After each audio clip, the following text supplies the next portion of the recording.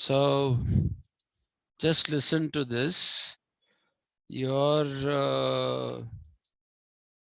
lectures will be different in a couple of days. Okay, Vaishnavi? Yes, sir. Okay. Yeah, those will be different. This is different. But you have to listen to this also because it's an integral part of what you want to do.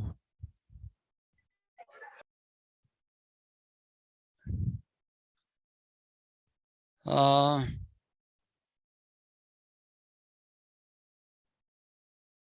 what have I typed here?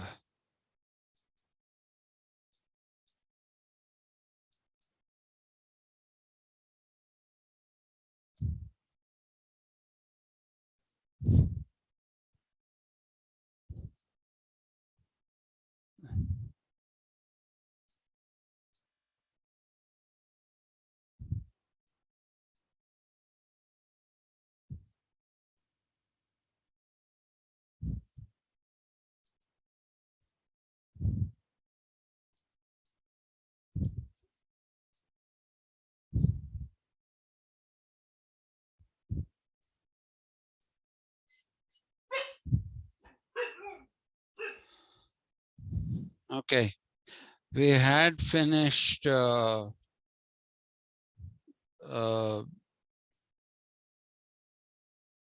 Cartesian dualism in the context of Hegel. All this is in the context of Hegel, about whom you're going to write an exam tomorrow. Okay. Now, if we talk about shut up, if we know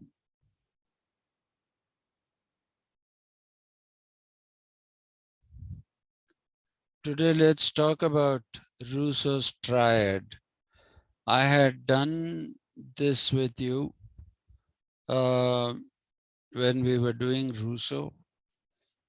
Rousseau posits a triad. And what is the triad? The first level of the triad is family.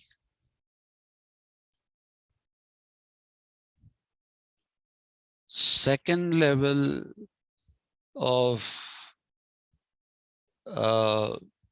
the triad is the bourgeois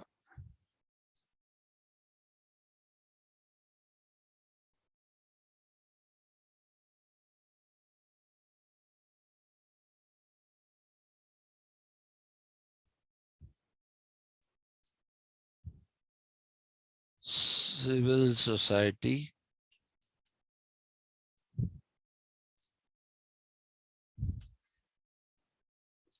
and the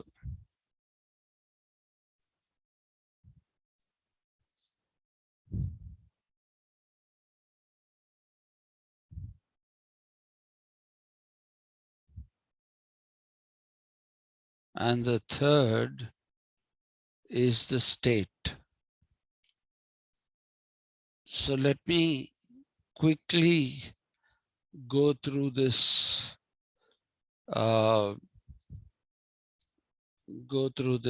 little bit about Rousseau's triad. Rousseau says the family is the first association into which people are born and people get their civilization from, and that is because of the fact that they are exposed to the ideas of the parents. And he says that is a good thing, not a bad thing, because when you look at the family, people don't think individually in the family. People will always think collectively when it comes to the family. They'll think about things collectively. I told you, there is no I in that. There is always a we. Okay, so let me give you one stupid example. I decided to buy a motorcycle. This is not an example in the sense that it is imaginary. It is a real example. I have decided to buy a motorcycle, and it's an expensive motorcycle.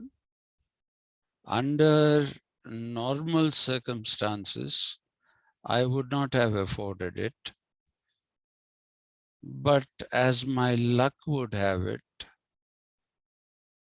what I have found is that,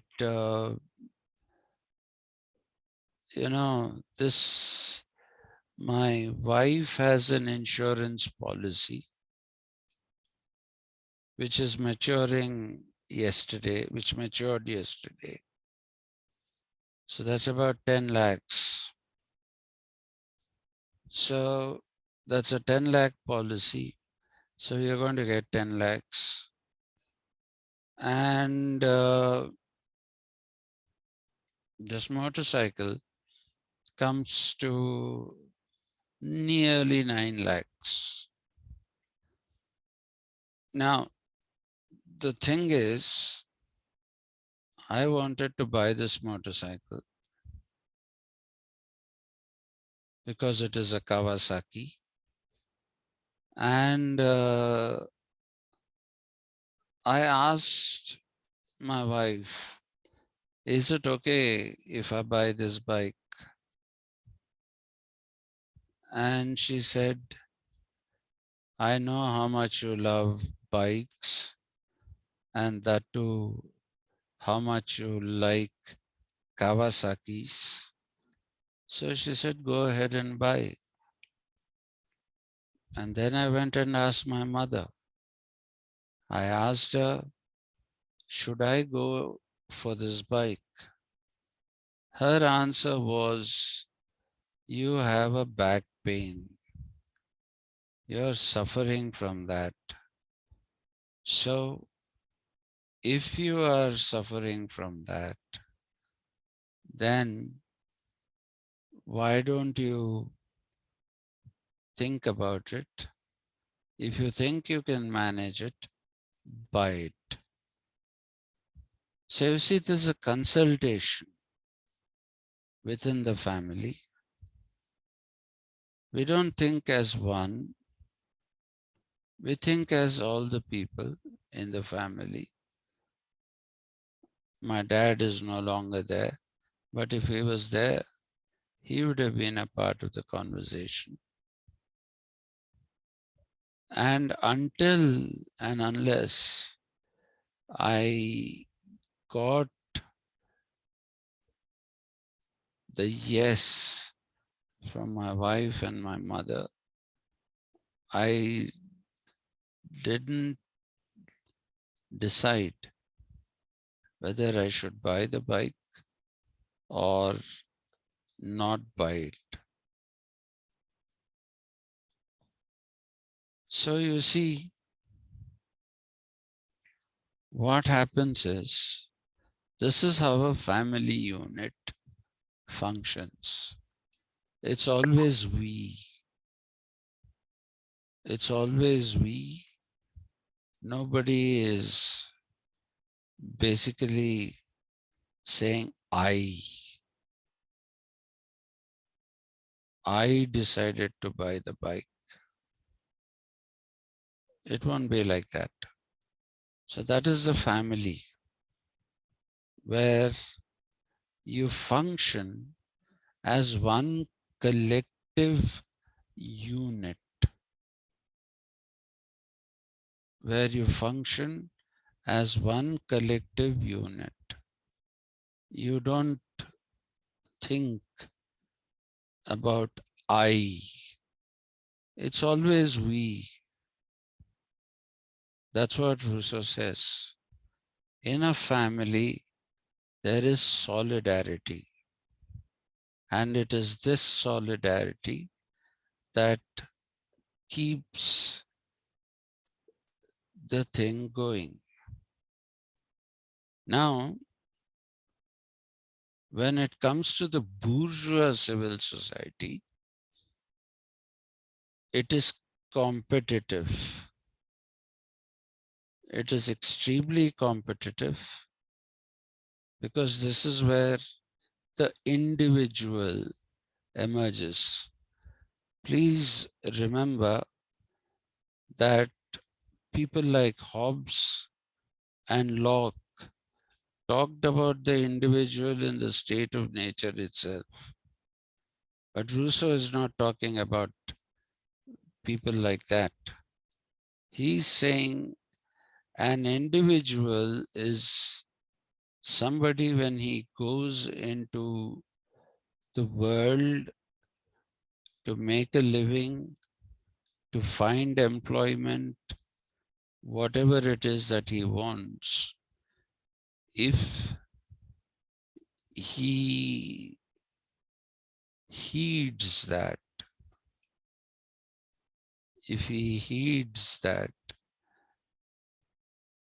then you have the individual emerging as an independent entity. I want a job. I have competition. When I have competition, these people cannot be my friends. I told you that. If there are 20 people sitting for one job, okay, they're trying to face an interview, then what happens? You see the other 19 as potentially taking the job that you want away from you. So the sense of solidarity, the sense of oneness that is there in the level of the family is something that is lost in the bourgeois civil society. That is what Rousseau says. The whole thing is lost in the bourgeois civil society because in the bourgeois society, it is each man for himself, each person for himself. There is no question of solidarity. It is a breaking away of solidarity and the emergence of individuals on their own. Now, Hobbes and Locke liked it. They wanted individuals like this. But Rousseau is very, very different. Rousseau is somebody who will tell you that the bourgeois civil society is something which breaks people and cultivates the idea of each man or each person for himself. Okay, so that for him is unacceptable. He talked about the bourgeois civil society and said this is where individualism flourishes. There's no sense of solidarity. People are floating independently. They are like floating independently, uh, wanting nothing to do with the others, or not having anything to do with the others is what they prefer. So he says this leads to alienation. Okay, the bourgeois civil society is the place where alienation begins. Why does alienation begin? Because you have lost the species being. There is no more species being. You don't live as us. You don't think as us. All that you do is you think of me, I. How do I achieve this goal? How do I get to this target? So these are the kind of things that people do in the bourgeois civil society. So Rousseau says you should have the general will. The general will, I'm not going to discuss that in detail, you know it. The general will is the will that thinks not of the good of individuals, but the entire collective. And I told you, Rousseau was somebody who knew that this could not be accomplished in nation states, because nation states are big, very large, very, very big numbers as far as population is concerned. So for all of them to think collectively, it is not possible. So what Rousseau says is that we should go back to the city-state. And the example that he had in mind was Geneva, which is where he grew up most of his life. Excuse me, please.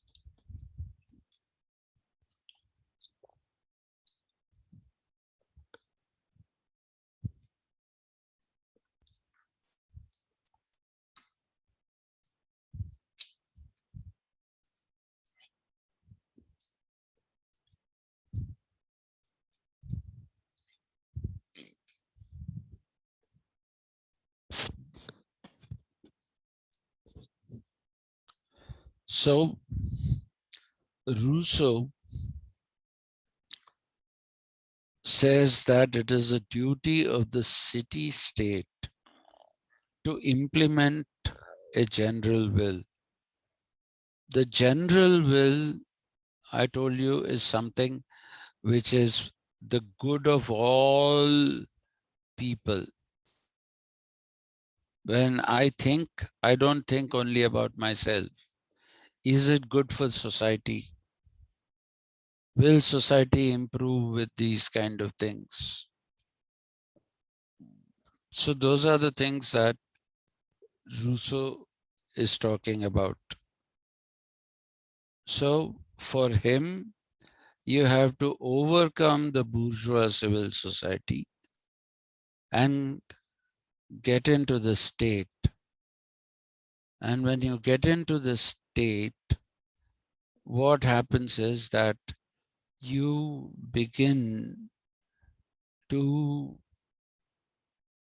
basically begin uh, to understand that my good lies in the good of others.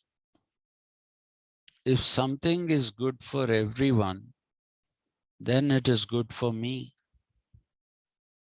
That is a realization. And for him, that is a way of overcoming alienation. That is basically what you need to see in Rousseau.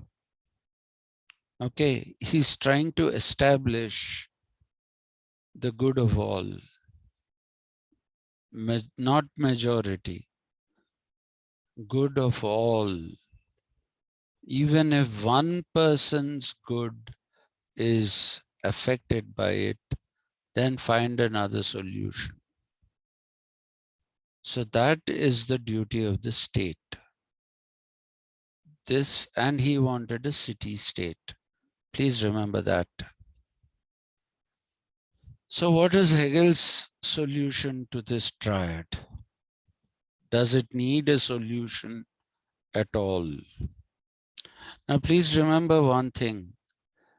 When we were trying to characterize Rousseau, there were instances when I told you that he can be classified as a romantic thinker in some ways. If you look at his early writings, then it looks like he's a romantic thinker. But The Social Contract is a book in which he's very clear that the solution to alienation of the human beings through the creation of a nation state is a rational solution. So Rousseau is not a pure romantic. He is also a rationalist. Ultimately, perhaps, a greater rationalist, because I also told you that for me at least, the magnum opus is Emile, where he is emphasizing on education with an imaginary student and inculcating all these values. So that is a rationalist way of doing things. So the triad that Rousseau had basically is a combination of romanticism and rationalism. It is definitely a rejection of the modern civilization, which is individualist, completely individualist. He is somebody who's saying no to this modern civilization. He doesn't support the modern civilization. Now, Hegel had a problem with that because if you look at Hegel, Hegel is considered to be a complete rationalist. I once quoted Hegel and I told you for him, he said, not for him, the real is the rational and the rational is the real. Okay. So all reality for him is something that is rationally constructed. All reality is rationally constructed. So if it is rationally constructed, obviously he's a rationalist because he's saying the real is the rational. Because unless you have the rational faculty functioning fully and properly, You can't distinguish between the real and the actual. Okay, I told you actual is something which can misguide people. So the actual and the real are two different things. So he prefers real, and for him, it is rationality that separates reality from actuality. Okay, and that is how you get complete knowledge of the society. So Hegel also takes recourse to this triad. His purpose is very, very similar to the purpose that Rousseau had in mind. The only difference is that Hegel did not want Hegel did not want to have a bourgeois civil society classified as something bad. He also talked about other things related to these three things: family, bourgeois civil society, and the state. Hegel agrees with Rousseau here, except on point 2. On the second point, he believes that there's nothing wrong with a bourgeois civil society. In fact, he separates bourgeois and civil society.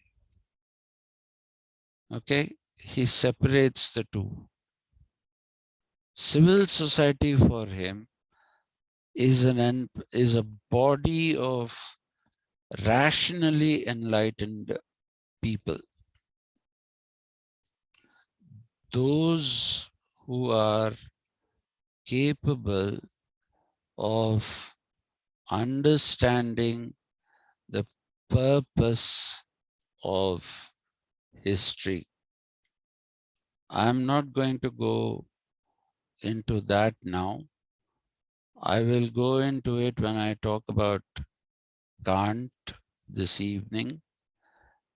And what I want you to remember is Hegel basically believed in the modern nation states.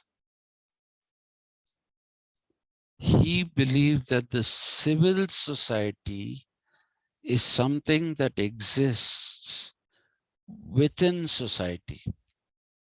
And this civil society comprises of individuals who are capable of understanding the larger purpose of history. Okay? It is those people who are capable of understanding the larger purpose of history. So he says there has to be someone. And who are these people? For him, these people are what he calls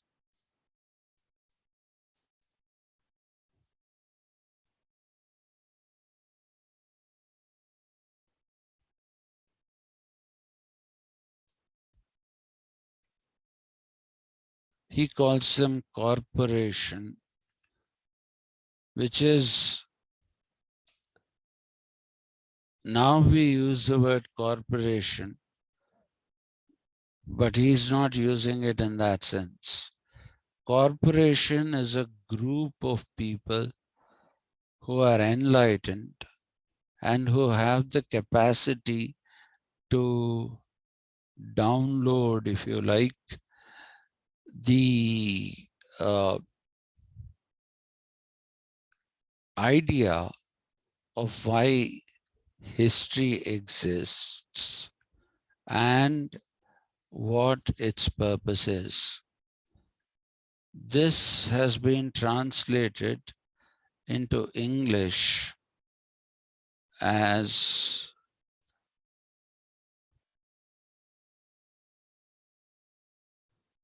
bureaucracy.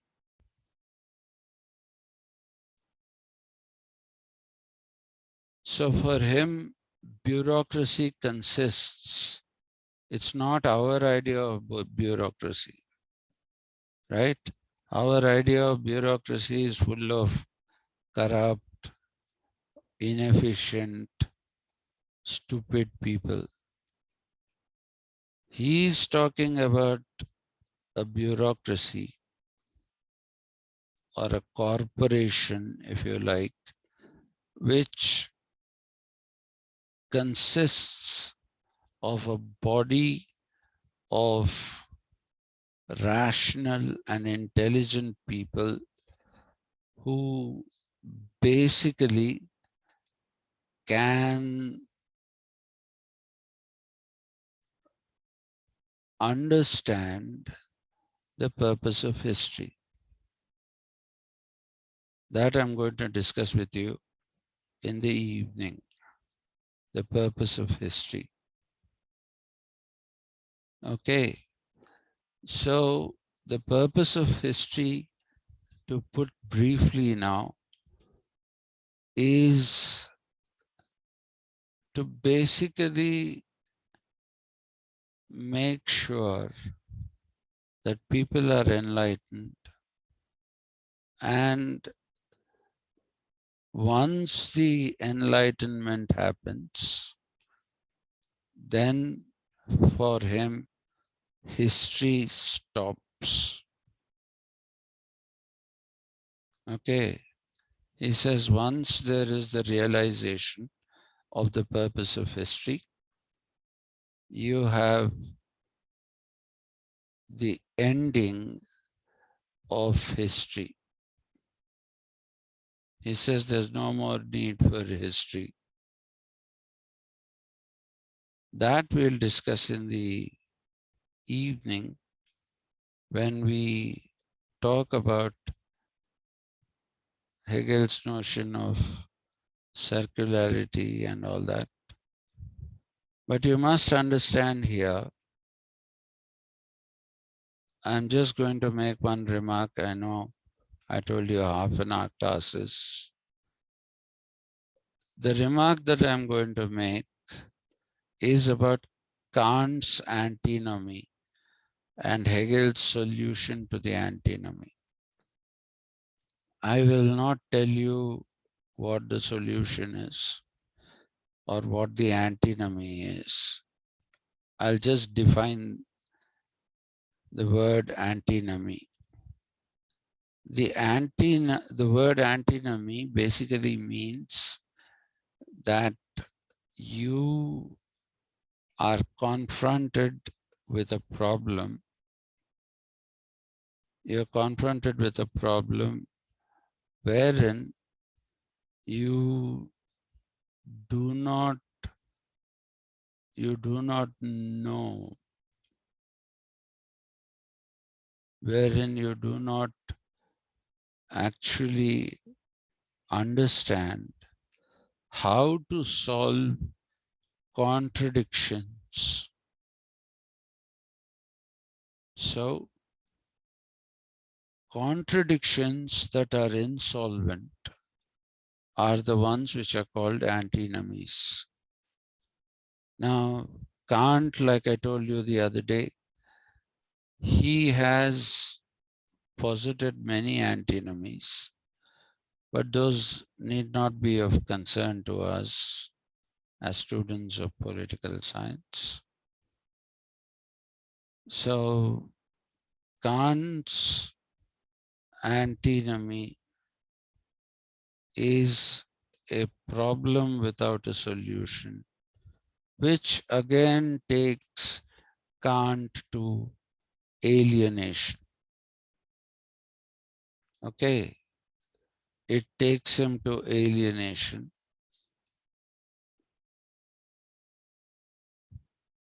Hegel says he has a solution for that. So I'll stop here. We'll meet at 6. But please be ready just in case I cannot finish in half an hour. Please be ready because I'm very sorry about the fact that I didn't take classes for the last 2 days, but my health has been a matter of great concern, and I was so sick of it that at one point I thought, why am I alive? So going to doctors every day almost, sitting in those lines, it's taken a big toll on me. And that's the reason why I could not do those classes. My humble apologies and request for forgiveness for not having taken those 2 classes. But I'll make up in the evening. We'll go a little or more over half an hour because I want to finish these so that you do well in your exam tomorrow. That is my purpose. Is it okay, Akshay, Puneet, Okay, sir. if we exceed a little? Okay, sir. Has Madam Padma disappeared? No, sir. It's okay, sir. We'll do that extra time. In case, I'll Yep. try and not do it, but it just might need a few minutes more. Okay Yes, then, sir. Okay, sir. thank you so much Yes, sir. for coming to class like this at arbitrary times, but I had to go to 2 doctors in the morning. So I didn't want to take a chance and say, I'll take it at a certain time and not be able to take it. So thank you very much for your cooperation. Those who are coming, it's fine. But those who haven't attended any classes, God bless them. Okay then. Thank you, Okay, sir. sir. Thank you so Thank much, you, sir. sir. Yeah. Thank you, sir. Thank you. Thank you. Please Thank take you, sir. yeah. Please take rest before I start. Oh, there's a chat here. Sir, today is Akshay Punishetty birthday. Sir. Really? Yes, sir. Yes, sir. No, if I sing happy birthday to you, a couple of donkeys will come. So some of you sing. Otherwise, I'm going to sing if you don't sing. Or let's all sing. Huh? Yes, sir. Sure. Yes, sir. Okay. Happy birthday To to you. you. Happy Happy birthday birthday to you. Happy birthday, dear Akshay. Happy Happy birthday birthday to to you. you.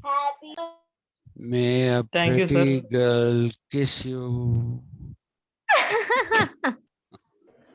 Huh? This Thank you is for all. okay. Have good fun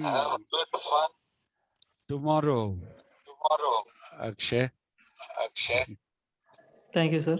Yeah, right. Bye bye. Bye, sir. Bye, sir. Bye.